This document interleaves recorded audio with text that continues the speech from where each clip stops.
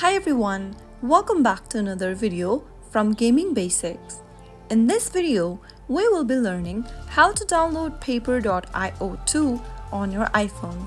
So without wasting much of our time, let's dive into the video. First of all, open your App Store. Also make sure that your device is connected to a stable internet. In the search box at the top, type in Paper.io 2 and search. Look for this application from Voodoo and then tap on the Get button to start downloading the application on your iPhone.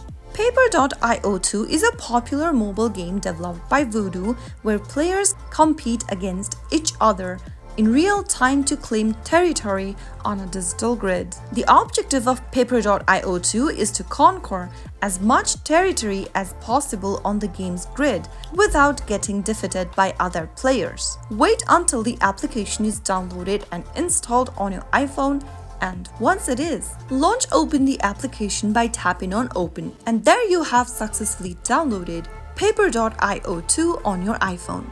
Allow necessary permission for the app, and there you have successfully downloaded the application for your iPhone in just a couple of minutes. If you found the video to be helpful, go ahead and give us a thumbs up. Don't forget to subscribe to our channel by hitting the subscribe button.